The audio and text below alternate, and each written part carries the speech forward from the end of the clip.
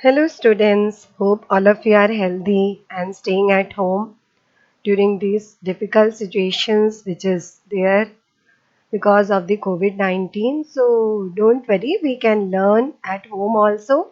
You stay at home and ma'am is there to teach you today about these components of food.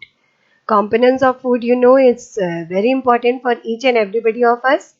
It's a part of your chapter 2 of 6th standard, but otherwise also it's very important in our life. So it's very good if all of us follow these things which are told in this video to you, and you can show your video to your brothers and sisters also, and you can show this video to your parents also, because everybody should follow these steps. So let's understand. First, you should know that food that we eat is made up of some ingredients, which I think you have already studied in your previous chapter. That is food. Where does it come from? There it was told that there are some food ingredients. Like suppose if your mother is making rice, then she is taking raw rice with water. She may be mixing some water in it, and along with the water she may be mixing some salt if required, so that way she can get a boiled rice. So even for getting a boiled rice she needs at least two ingredients, that is raw rice and water. So these ingredients, the food that we made is made up of ingredients which contain some of the components of food. Now let's understand what are these components of food. So chemical components of food are called as nutrients. So nutrients are something which are chemical components. Some chemicals which are present in the food, they are actually called as the nutrients. And these chemical components which we are discussing here are very very important for everybody's health. And here you have been shown a picture of a balanced diet. You can see there are different things in this, that is fats, carbohydrates, micronutrients, and water is there, then proteins are there. So all this is included in a balanced diet. We'll learn about this in our video. Okay. So you can see all these food which is there shown to you, they all contain these components of food. Some or the other component is there. Like all these food items, they contain fat. They are rich in fat. These all food items, they are rich in carbohydrates. While all these vegetables and fruits are rich in vitamins and minerals and water. Then these all food items, they are rich in proteins. So this all forms your balanced diet. Now nutrients of food. What are these nutrients of food? There are 5 major nutrients or components of food which you have already studied. So these are carbohydrates, proteins, fats, vitamins and minerals. We will understand more about each of these and we will understand how they make it a balanced diet. Now balanced diet. What is this balanced diet? A diet which contains all the 5 major nutrients in adequate amounts along with water and roughage is called as a balanced diet. You can see a plate here where you have got some grain is there, some pulses, then cherry tomato, broccoli, spinach, eggs, meat, liver, nuts, fruits, then there are some vegetables here. So all this, they together form a balanced diet for us. So balanced diet contains all the 5 major nutrients and its amount should be adequate. Now how we will know that amount of balanced diet or amount of the nutrient which is present in the balanced diet is adequate, and how much amount we should take the food also we should know. So all these factors we will study now, and then also we will know that why water and roughage is important, and it is also said to be a part of this balanced diet. So first let us understand about the importance of balanced diet. So balanced diet which is shown to you here, this balanced diet is actually helpful because it maintains a good health. That's why I told in the beginning also that you should show this video to your parents, to your brothers and sisters, because everybody needs. Particularly in today's situation, everybody needs a very good health because we have to be resistant against the coronavirus. Now, to prevent the deficiency diseases, we should also prevent our body from any type of deficiency diseases. Now, what is this deficiency disease? Deficiency disease means any type of disease which occurs because one or the other nutrient which you have studied just now, that is carbohydrate, protein, fat, vitamin or mineral, is less in your diet.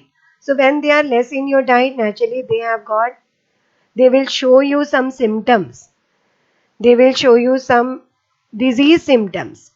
Like suppose if you are taking less amount of vitamin C in your diet, then you can have bleeding gums. So that is because you are not taking proper amount of vitamin C in your diet. Plus nowadays also you might have heard in our TV channels and in our various news channels and also the Arogya Setu app given by, which is started by Government of India and promoted by our Prime Minister Mr. Narendra Modi also. It says that you should take proper amount of vitamin C. Why vitamin C nowadays? Because vitamin C helps to fight against diseases. It helps to prevent us from any type of infections. So nowadays we are very much afraid that we will get the coronavirus. So we will be infected by the virus. So that's why we have to take vitamin C. Otherwise, we can't get this infection. If we are deficient in vitamin C, we can easily catch hold of the infection caused by coronavirus. So now, third point is it helps to carry out our body functions properly. Some body functions which we do, they, like suppose if we have to walk also, we need some energy. If we have to run, we need energy. If for growth, we need some minerals or some nutrients. That is basically we need some proteins for growth. Then in our body, inside our body also many functions are going on. Like blood is flowing and this blood is mainly made up of water, and some other body functions are there like respiration is there. Then your some other metabolic activities like digestion process is going on continuously. So all this will be carried out in our body only if proper amount of balanced diet we are taking. Now factors which decide balanced diet of a person. There are some factors like we talked about the adequacy of a balanced diet or adequacy of nutrients in a balanced diet. That is decided mainly by these 3-4 factors. So first is age of a person. Age of a person, how does it decide? Like a small child will need more amount of proteins because the child is growing up.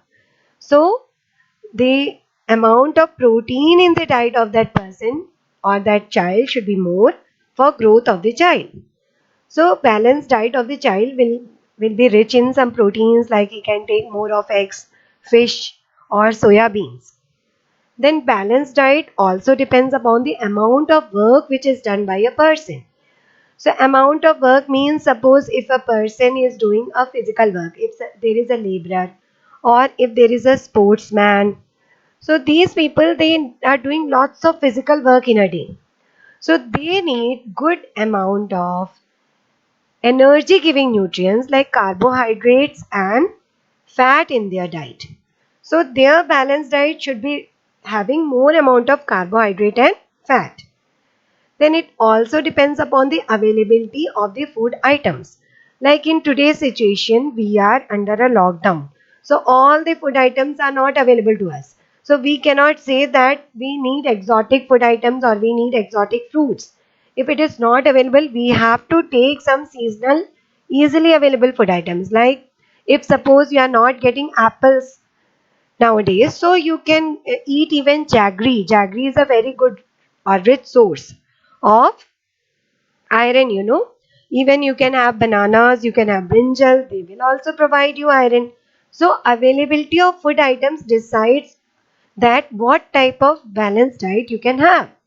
Then it is also affected by some social and cultural factors. Now what are these social and cultural factors? Social factor means something which the society decides, and cultural factor means something which is decided by your culture or your upbringing.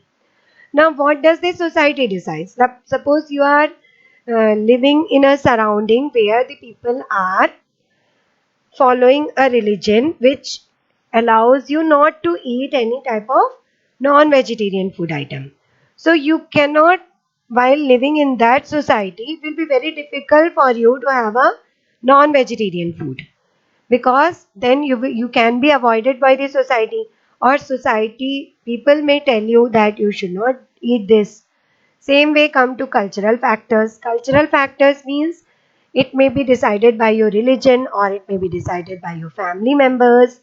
It may be some behavior which you have got from childhood, that you will not eat some food, you may eat some other food.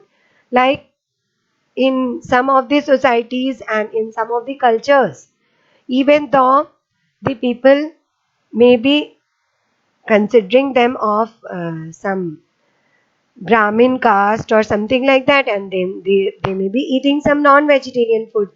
So it depends upon the culture. It varies with culture.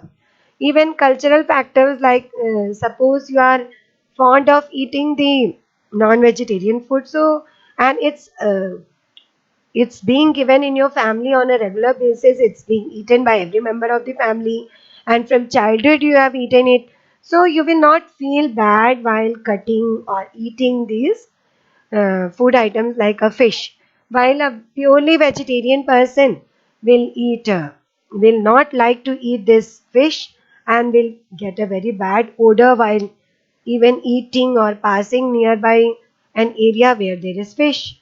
So it all depends upon these factors, like age of a person. An old person cannot eat more of carbohydrates or more of fat, because he'll not be able to digest. So that factor is also there in this. So age of a person, amount of work which is done by a person, availability of food items, then social and cultural effects, all this decide what type of balanced diet a person should eat. Even nowadays, we can talk about this amount of work done by a person. As most of the people are inside their homes, they are resting properly, and amount of physical work which is done by them has reduced very much. So naturally, in their balanced diet, they can reduce the amount of the various food items so as to maintain a proper health. Now come to roughage and its importance. As the picture shows you here, the roughage is present, or dietary fiber which we call, is obtained from fruits and vegetables which are necessary for removal of waste in the form of stool from our body. Stool is actually the solid waste which is released out of our body. If this stool is not released in proper times, then it can result in some toxicity in our body. So to avoid this, the waste has to be reduced on a regular basis, and for this we will need dietary fibers in proper amount. So they help in a condition called constipation. In constipation, what happens? This stool does not pass easily of the person.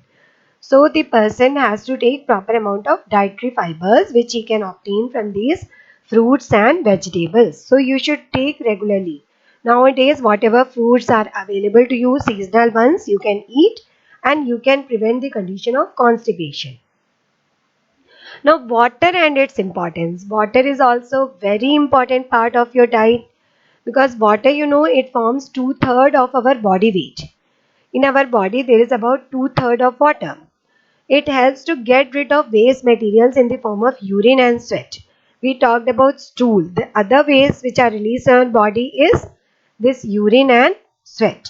So these consist of water. So water is essential to release these from our body. Now it maintains our body temperature. A constant temperature is maintained in our body because of the amount of water which we take. If we don't take water properly, then this will also get affected. Then it helps to transport the nutrients, that is various nutrients which we are studying now, they are transported. Then major part of the blood or blood plasma is made up of this water. It helps in carrying out metabolic functions of our body. Metabolic functions like digestion, respiration, then absorption. All this is carried out with the help of this water. So we can also add on to this a proven way for losing weight, having more energy and speeding up your metabolism today is water. And even the dietitians suggest nowadays that you should take about 10 glasses of water per day so as to maintain a good health and hygiene and to remove all the waste from your body. Now, intake of balanced diet by poor people. Particularly nowadays, you may be hearing about these poor people who don't have any work because of this lockdown. So, we should know what type of balanced diet they can eat. So, poor people can get balanced diet by eating food items which are rich in which are rich in nutrients, but they are actually cheap or they are easily available around them and they are of low cost. For example, seasonal fruits and vegetables, jaggery, which I've already talked about here, you see. This is jaggery, then there is sattu, then sprouted seeds, fermented food like idlis, then you can have spinach.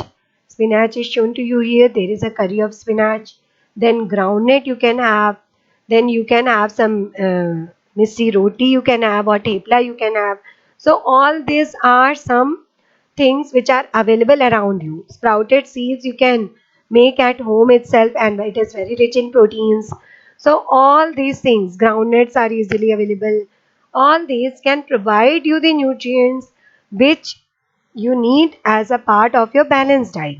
There is no need for you to go to a mall and buy some very expensive or exotic items as food. So even by intake of these things which I have discussed now, the poor people can get a balanced diet.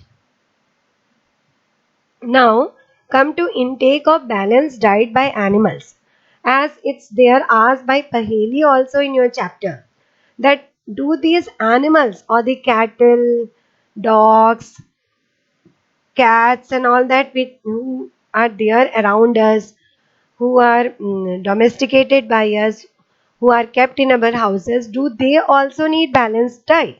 So let's discuss about this. So domestic animals are provided a balanced diet as they also need the nutrients in their food in adequate amounts. So it's not that we human beings only need, but domestic animals also need all this balanced diet in proper amounts, adequate amounts in their body. Otherwise, they can also have some deficiency conditions or deficiency diseases. So some food items which are provided to them to have a balanced diet are grains, oil pellets, parts or skin of some vegetables, fruits, agricultural fodder. So all these are also rich in some nutrient like grains. They may be rich in carbohydrates. Oil pellets are rich in fats. Then skin of vegetables and fruits or some parts of vegetables or agriculture fodder, they may be rich in vitamins and minerals, and even dietary fibers will be available to them like this husk what they are eating. By this they can get even the dietary fibers. Then water is also provided to these domestic animals on a regular basis. They also need water. So I hope by all this you might have understood very well that what is a balanced diet, what are the different nutrients present in a balanced diet, and what is the adequate amount of nutrients which we need in a balanced diet. Then we have also discussed that what type of balanced diet is needed for different age groups, what are the factors which decide what type of a balanced diet a person should have. We have also discussed that a balanced diet can be taken by even the poor people. They can also get by taking some food items which are available very easily around their houses or nearby their houses, some seasonal fruits and vegetables which are cheap also. Then now we have discussed about these animals also, domestic animals and their requirement for balanced diet. So in our next video, we will try to cover some deficiency diseases, because if suppose a person is not getting a balanced diet, then you should know that what type of a disease he or she can have, how it will affect his body, what are the conditions which can have and how that will be affecting his work, affecting his life. So all this you should know in detail. So we will cover that in our next video. So till then, bye bye. Have a nice time at home. You stay fit, stay healthy, and have a proper balanced diet. Thank you.